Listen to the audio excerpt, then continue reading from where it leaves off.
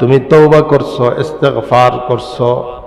তুমি তো দুনিয়াতে লাক্সারি জিন্দেগি চাও, সুন্দর জীবন চাও, সুস্থতার জীবন চাও, পেরেশানি মুক্ত জীবন চাও, তোমার ধন সম্পদ হোক এই চাও, তুমি দুনিয়ার যত রকমের হালাল শান্তি চাও।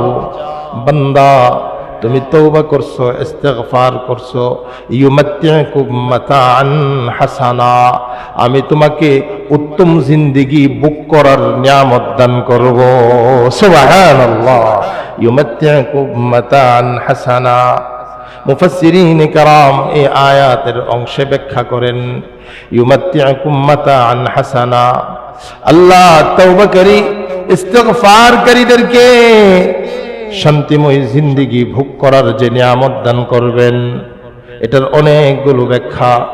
মাতাআন হাসানা ইউমাত্তিউকুম, এর একটা ব্যাখ্যা হলো আল্লাহ তাআলা বান্দার রিজিকের মধ্যে প্রশস্ততা দান করবেন। সুবহানাল্লাহ। আল্লাহ তাআলা বান্দাকে সুস্বাস্থ্য দান করবেন। সুবহানাল্লাহ বলেন। মাতাআন হাসানা, আল্লাহ নিজে ওয়াদা করতেছেন, বান্দা গুনাহের জিন্দেগি ছাড়ো, নেকের জিন্দেগি ধরো, নাফরমানির জিন্দেগি ছাড়ো, তেলাওয়াতের জিন্দেগি ধরো, নামাজের জিন্দেগি ধরো, আত্মীয় স্বজনদের হক আদায়ের জিন্দেগি পালন করো, মানুষের সাথে ভালো আচরণ করো, আল্লাহর হুকুমের দিকে ফিরে আসো, পিছনের গুনাহ থেকে তওবা করো।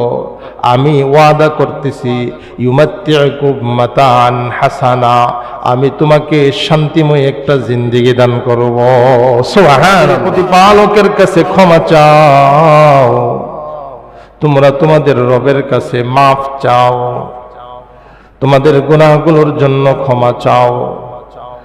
গুনাহের জন্য তো ক্ষমা চাইবা, গুনাহ করবা না, ভবিষ্যতের জিন্দেগিতে আল্লাহর হুকুমের উপরে চলবা। এই জন্য ক্ষমা চাওয়ার পরে আল্লাহর হুকুমের দিকে অভিমুখ হয়ে যাও। ওয়ানিস্তাগফিরু রাব্বাকুম সুম্মা তুবু ইলাইহি, আল্লাহ তাআলা তার হাবিবের মাধ্যমে তার বান্দাদেরকে আয়াতের প্রথম অংশে তওবা এবং ইস্তেগফারের কথা বলছেন। তওবা এবং ইস্তেগফার অর্থ হইল আল্লাহর কাছে ক্ষমা চাওয়া, এই বিশ্বাস করা যে আমি যে গুনাহগুলো করছি, এই গুনাহগুলোকে ক্ষমা করার একমাত্র ক্ষমতা রাখেন তিনি হলেন কে? বলেন আল্লাহ। এই গুনাহগুলোকে মুছে দিবার ক্ষমতা একমাত্র তার, তিনি হলেন আল্লাহ। শুধু গুনাহগুলোকে মুছে দেন না, বান্দা যখন যথাযথ তওবা করে, কোরআন বলেন আল্লাহ গুনাহগুলোকে তো মুছে দেন, পাশাপাশি গুনাহগুলোকে নেক দ্বারা পরিবর্তন করে দেন। সুবহানাল্লাহ। এই হলো তওবা এবং ইস্তেগফার।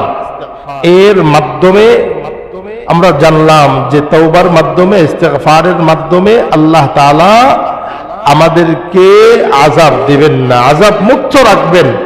এটা হলো দুনিয়াতে একটা প্রাপ্তি। এই আয়াতের এই অংশটা ইমাম কুরতুবী আলাইহির রাহমা আলোচনা করার পরে বলেন, এরপরে আল্লাহ তাআলা যে বান্দারা তওবা করেন, ইস্তেগফার করেন, আল্লাহর কাছে ক্ষমা চান, ভবিষ্যতে গুনাহ করবেন না, এই দৃঢ় সংকল্প করেন, আল্লাহ তাআলা তাদের জন্য পুরস্কার ঘোষণা করতেছেন। সামারাতুল ইস্তেগফার, ইস্তেগফারের ফলাফল কি আল্লাহ নিজেই বলেন, ইউমাত্তিউকুম মাতাআন হাসানা ইলা আজালিম মুসাম্মা।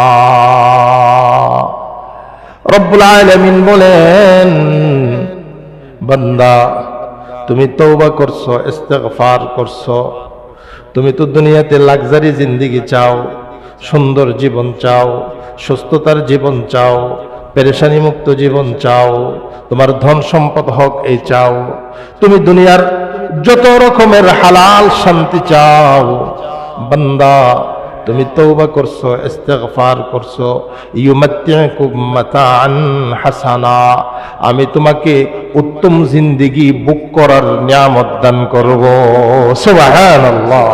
ইউমাত্তিউকুম মাতাআন হাসানা মুফাসসিরিন کرام এই আয়াতের অংশে ব্যাখ্যা করেন ইউমাত্তিউকুম মাতাআন হাসানা, আল্লাহ তওবাকারী ইস্তিগফারকারীদেরকে শান্তিময় জিন্দেগি ভোগ করার যে নিয়ামত দান করবেন, এটার অনেকগুলো ব্যাখ্যা।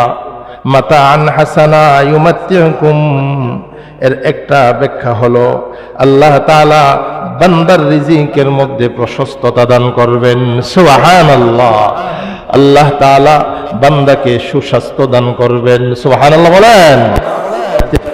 মাতাআন হাসানা, আল্লাহ নিজে ওয়াদা করতেছেন বান্দা গুনাহের জিন্দেগি ছাড়ো, নেকের জিন্দেগি ধরো, নাফরমানির জিন্দেগি ছাড়ো, তেলাওয়াতের জিন্দেগি ধরো, নামাজের জিন্দেগি ধরো, আত্মীয় স্বজনদের হক আদায়ের জিন্দেগি পালন করো, মানুষের সাথে ভালো আচরণ করো, আল্লাহর হুকুমের দিকে ফিরে আসো, পিছনের গুনাহ থেকে তওবা করো।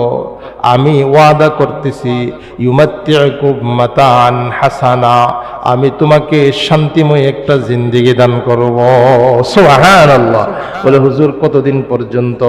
ইলা আজালিম মুসাম্মা, যতদিন তুমি দুনিয়াতে ইস্তিগফার করবে, আর হায়াত যতদিন বাকি থাকবে, আল্লাহ বলেন আমি তোমাকে শান্তিময় জিন্দেগির ডিক্লার দিয়ে দিলাম। সুবহানাল্লাহ। ইলা আজালিম মুসাম্মা। এই আয়াতের তাফসীরে মুফাসসিরিন کرام আল্লাহ তাআলা শুধু রিজিকে প্রশস্ততা দিবেন, শুধু সুস্বাস্থ্য দিবেন এমনটা না। আমার জীবনে যা প্রয়োজন, আমার জীবনে যা প্রয়োজন, আমার ছেলের বিবাহ হচ্ছে না, আমার মেয়ের বিবাহ হচ্ছে না, আমি বেশি বেশি পড়ি আস্তাগফিরুল্লাহ আস্তাগফিরুল্লাহ আস্তাগফিরুল্লাহ আস্তাগফিরুল্লাহ আস্তাগফিরুল্লাহ আস্তাগফিরুল্লাহ আস্তাগফিরুল্লাহ, আমি ইস্তিগফার করব, আল্লাহ তাআলা আমাকে সুসংবাদ দান করবেন। আমি ইস্তিগফার করব, আমার সন্তান নেই, আমার সন্তান হচ্ছে না, আমার স্ত্রী তার সন্তান গর্ভে ধারণ হচ্ছে না, অনেক তদবির করতেছি, অনেক চেষ্টা করতেছি। কোরআন এটা বলে ইস্তাগফিরু রাব্বাকুম ইন্নাহু কানা গফফারা। হযরত নূহ আলাইহিস সালাতু ওয়াস সালাম উম্মতকে লম্বা সময় দাওয়াত দিবেন, দাওয়াত দেওয়ার পরে উম্মত দাওয়াত গ্রহণ করেন নাই। দাওয়াত তো গ্রহণ করেন নাই, শুধু এতটুকুই না, নবীকে মারধর পর্যন্ত করছেন, নবীকে বেহুশ করে দিছেন। তো আল্লাহ তাআলা তাদেরকে পানিতে ডুবানোর আগে তাদেরকে আরো আযাব দিছেন। এর মধ্যে একটা আযাব দিয়েছিল, আল্লাহ তাআলা তাদের জন্য বৃষ্টিকে বন্ধ করে দিয়েছিলেন। আল্লাহ তাআলা তাদের স্ত্রীদের গর্ভধারণ হওয়ার যে যোগ্যতা, এটা আল্লাহ তাআলা বাতিল করে দিয়েছিলেন। তাদের স্ত্রীরা গর্ভবতী হইত না, বৃষ্টি আসতো না, ফল ফসলে বরকত হইত না। এই নাফরমান উম্মত পয়গম্বরের কাছে আসছে, আয়েশা বলতেছে আমাদের সন্তান দুনিয়াতে আসে না, আমাদের ক্ষেত খামার গুলোতে শুধু বেবরকতি আর বেবরকতি, রহমতের বৃষ্টি আমাদের উপরে বর্ষণ হচ্ছে না। তো পয়গম্বর ইউরসিলিস সামা আলাইকুম মিদরারা, এটা হলো প্রথম পুরস্কার। দ্বিতীয় নাম্বার, সন্তান হয় না। সন্তান মায়ের পেটে যাওয়ার পরে কনসেপ্ট হয় না, পড়ে যায়, ঝরে যায়। ওলামায়ে কেরাম বলে ইস্তিগফার করেন, কারণ আল্লাহ সূরাতুন নূহ এটা বলছে ওয়ায়ুমদিদকুম বিআমওয়ালিন ওয়া বানিন, তোমরা তোমাদের রবের কাছে ইস্তিগফার করো, ক্ষমা চাও, তাহলে তোমার রবের ওয়াদা তিনি তোমাদের সন্তান দান করবেন। সুবহানাল্লাহ। তোমাদের মালের মধ্যে বরকত দান করবেন। এই সবগুলো হলো ইস্তিগফারের বরকত, ক্ষমা প্রার্থনার বরকত। আজকের এই সময়েও যে আল্লাহ তাআলা আমাকে পৃথিবীর উপরে রাখছেন, এটাও একমাত্র ইস্তিগফারের বরকতে। সুবহানাল্লাহ বলেন, সুবহানাল্লাহ। কারণ আল্লাহ তাআলা এই উম্মতের ব্যাপারে ওয়াদা করছেন যে উম্মতকে আল্লাহ তাআলা একবারে গোড়া থেকে ধ্বংস করবেন না। অন্যান্য উম্মতকে আল্লাহ তাআলা আযাব দিয়ে পুরো জাতিকে ধ্বংস করে দিচ্ছেন। এই উম্মতের ব্যাপারে আল্লাহ তাআলা তার হাবিবকে সান্ত্বনা দিচ্ছেন, ও হাবিব, আপনার উম্মতদেরকে একবারে মূলোৎপাটন বা ধ্বংস করে দেব না, কারণ তাদের মধ্যে ইস্তেগফারকারী আছে। হয়তো সকলে ইস্তেগফার করি না, কিন্তু আমার মজলিসের, আমার সমাজের, আমার পাড়ার, আমার পড়োশি কেউ ইস্তেগফার করে, আল্লাহ তাআলার কাছে ক্ষমা চান, আল্লাহ তাআলার কোরআন নিয়ে বসেন, তেলাওয়াত করেন, আল্লাহর হুকুম পালন করেন, ওই তার বরকতে আল্লাহ তাআলা এই বড় বড় আপদ বিপদ ভূমিকম্প থেকে আমাকেও হেফাজত করতেছেন। সুবহানাল্লাহ।